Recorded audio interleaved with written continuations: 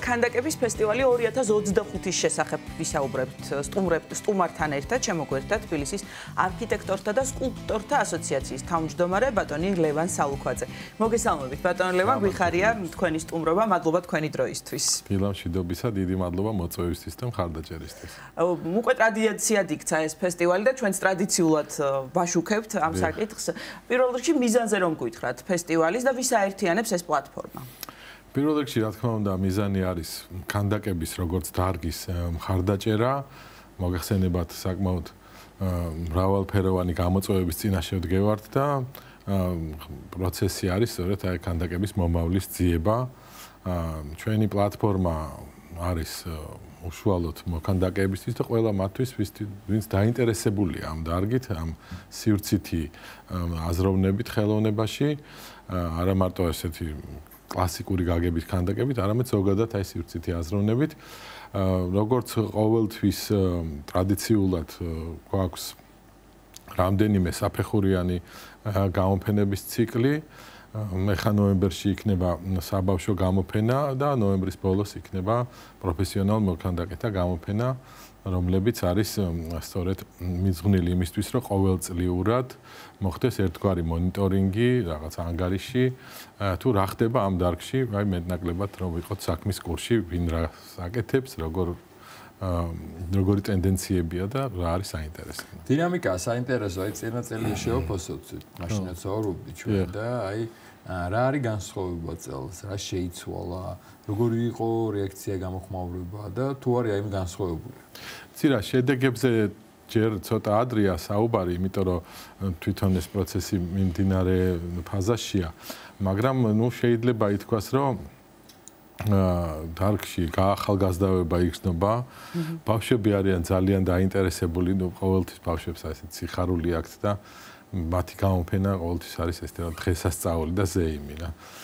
და ასევე მოდის ახალი თაობა, რამდენიმე საინტერესო, ასე ვთქვათ, ხელოვანი გამოჩნდა, რომელებიც უკვე სტაბილურად კარგად წარმოაჩენენ საკუთარ თავს და ჩანს კიდევ ახალი ტენდენციები, ახალი ტექნოლოგიები შედარებით, აი ესეთი რაღაცა, ერთგვარ პატარა გამოცოცხლებასავით შეიმჩნევა.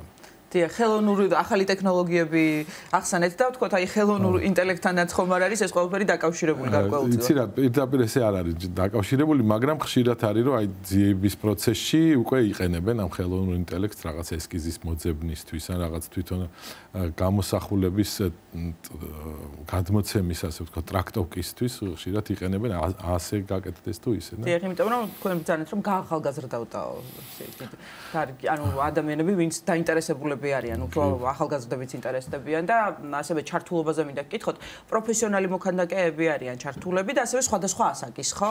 ასაკი არ არის შეზღუდული. არ არის შეზღუდული, არანაირად უბრალოდ ერთ-ერთი ცენზი რაც არის, ეს არის, რომ ეს ადამიანი, რომელიც გამოფენს თავის ნამუშევარს, უნდა იყოს სტაბილურად ამ დარგში ჩართული, მოქანდაკის კვალიფიკაცია უნდა ჰქონდეს, ასე ვთქვათ, პროფესიონალი უნდა იყოს.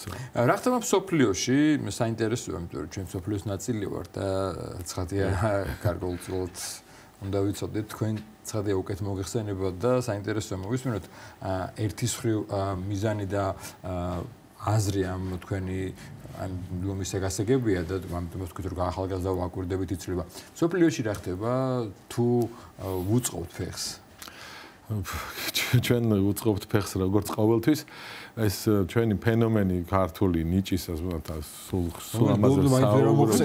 ვერ მოხსენით ხო რა არის ეს ქართული ფენომენი, იმიტომ რომ გაჩვენდა გასაკვირად და გასაოცრად ქართული ქანდაკების სკოლა ისევ დგას ფეხზე და თვალს უსწორებს ნებისმიერ გამოწვევას, რომელიც არსებობს დღეს ქვეყანაში. ეს აი ძალიან რადიკალური პოსტმოდერნიდან დაწყებული, სრული ასე ვთქვათ, პოსტმოდერნული გადაწყვეტილებიდან დაწყებული კლასიკური და რაღაც ტრადიციული მეთოდებით დამთავრებული ყველა მიმართულებით ჩვენ ასე თუ ისე მყავს წარმომადგენლები, ადამიანები, რომლებიც მუშაობენ ამ მიმართულებებით და სოფლიოში საინტერესო არის ის, რომ უფრო მეტი განსხვავება ჩანს, ასე ვთქვათ, დასავლეთსა და რაღაც უფრო აღმოსავლეთს შორის, სადაც აი აღმოსავლეთში უფრო მიძღვნითი ქანდაკებები არის კიდევ რა ზოგი რელიგიური ხასიათი, სადაც ბუდას ქანდაკებები და რაღაცეები ესეთი, ან რაღაც იმპერატორების და ასე შემდეგ. დასავლეთი კიდე აი პოსტმოდერნისკენ არის მიმართული და უფრო ესეთი ძიების და შემოქმედებითი რაღაც თავისუფლებისკენ არის რა. აი სწორედ თქვენი ასოციაცია ძალიან ბევრს აკეთებს იმისთვის, რომ პოპულარული გახდეს უფრო მეტად კიდევ ეს დარგი და აი პროგრამაზეც შეგეკითხებით, რა პროგრამა იქნება წლევანდელ ფესტივალზე წარმოდგენილი და თქვათ სად შეუძლია დაინტერესებულ დამთვალიერებელს რომ მივიდეს და ნახოს ეს გამოფენები. კი ბატონო, ჩვენი ფესტივალის შესახებ ინფორმაცია იქნება ჩვენ საიტზე, ჩვენს Facebook გვერდზე. როგორც მოგახსენეთ, ორი გამოფენა არის ხა ნოემბერში და ზუსტ თარიღები გამოქვეყნდება ნოემბრის შუა რიცხვებში არის. ეხლა მიმდინარეობს უკვე სელექცია, მონაწილეებმა თავის თანხმობა განაცხადეს და მინდის მუშაობა ამ ნამუშევრების გადარჩევისთვის, რომლები გამოიფინება და ასევე ეს ბავშვების გამოფენას რაც შეეხება, ჩვენ რაღაც გვიხარია ძალიან ეს გამოფენა და ასევე მიდის პარალელურ რეჟიმში უკვე პროფესიონალ მოქანდაკეებთან კომუნიკაცია, რამდენიმე ნამუშევრის გამოგზავნა შეუძლიათ მათ მეილზე და მერე ჩვენი კომისია, ასე ვთქვათ, გადაარჩევს საგამოფენო საექსპოზიციოდ, რომელი იქნება უფრო შესაფერისი. მისამართი წელს გვაქვს ელენე ახვლედიანის სახელობის გალერეა, ბავშვთა გალერეა, რომელიც არის დავით აღმაშენებლის გამზირზე, ყოფილ არტოს ბაღთან და საკმაოდ კარგი ლოკაცია, საინტერესო და ვფიქრობ, რომ წელსაც მახსოვს რომ კონკურსის ელემენტებიც იყო ხოლმე ჩართული, ვთქვათ, წინა ფესტივალებზე. წელს ეს ასე არ არის, ხო როგორ? წელს ცოტა სხვანაირი ფორმატი გვაქვს, ცოტა შემოდგომისკენ გადმოიწია მთავარმა აქცენტმა. თუმცა სტუდენტებთან ერთად ჰქონდა დიდი აქტივობა, ეს ხანის კონკურსი, რომელშიც ბევრმა მიიღო მონაწილეობა ძალიან და ამიტომ აი სტუდენტური ნაწილი წელს იყო ამით დაკავებული. და წლევანდელი ფესტივალის ესეთ დაახლოებით შედეგები თუ შეგვიძლია ვთქვათ, როდესაც გამოვლინდება?